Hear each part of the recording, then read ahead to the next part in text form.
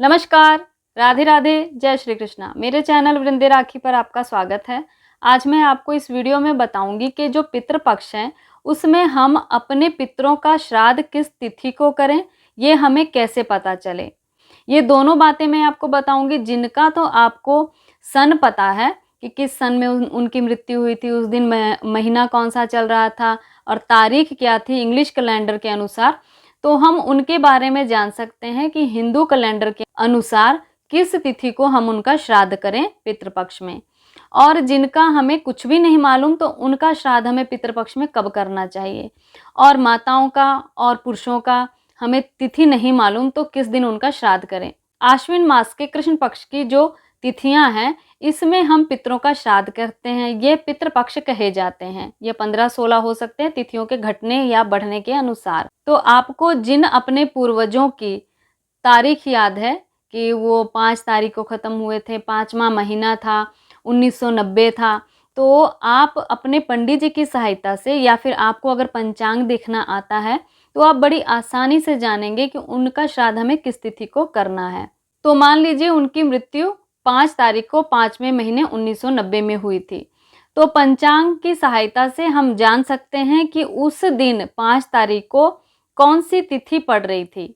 तो वो तिथि शुक्ल पक्ष की हो या कृष्ण पक्ष की हो, वहाँ तिथि ही मायने रखती है। मान लीजिए उस दिन 5 तारीख को अष्टमी तिथि पड़ रही थी या सप्तमी तिथि पड़ रही थी, तो जो पितृपक्ष में अष्टमी या सप्तमी तिथि होगी, जो तिथि उस दिन पड़ रही थी 5 तारीख को, उसी तिथि को हम उस पितृ का श्राद्ध करेंगे, चाहे आपके दादा दादी माता पिता कोई भी हों।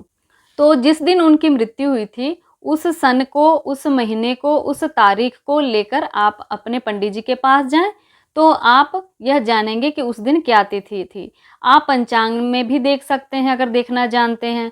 तो ये सारी जानकारियां बड़ी आसानी से हो जाती हैं कि अगर आपको तारीख मालूम है उनकी मृत्यु की, तो आप तिथि निकालवा सकते हैं।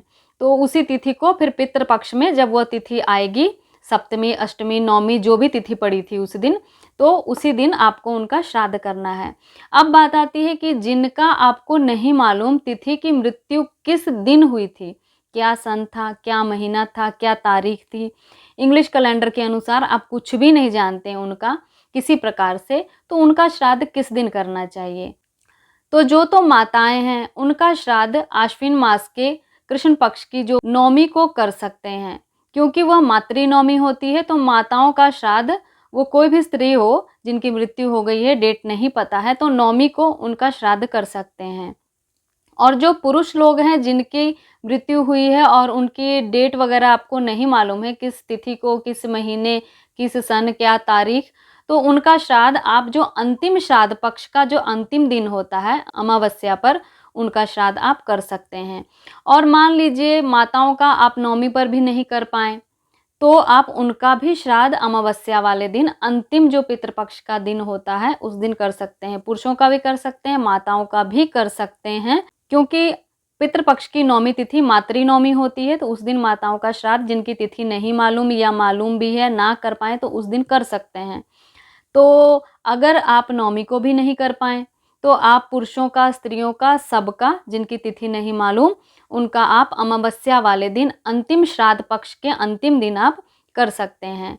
तो मैंने आपको ये जानकारी दी बड़े विस्तार से, बड़े अच्छे से, तो आप समझ गए होंगे कि जिनकी आपको डेट पता है मृत्यु की, सन पता है, महीना पता है, तो आप जान सकते हैं कि किस तिथि को उनका श्राद्ध करना चाहिए। और जिनका नहीं पता, तो उनका भी आप श्राद्ध पितृपक्ष में कर सकते हैं अमावस्या को। तो ये मैंने आपको जानकारी दी। अगली वीडियो में मैं आपको बताऊंगी कि पितृपक्ष के दौरान हमें क्या करना चाहिए, कौन से शुभ कार्यों को हमें करना चाहिए, क्या दान करना चाहिए जिससे हमारे पितृ प्रसन्न हो, संतुष्ट हों और हमें पितृदोष ना लगे। जो लोग श्राद्ध नहीं करते उनको पितृदोष लगता है और उनका जीवन अस्त व्यस्त रहता है। इसलिए मैं आपको वह सारी चीज़ें बताऊंगी जो हमें पितृपक्ष में करना चाहिए। उनमें से जो आपको संभव लगे आप करिएगा।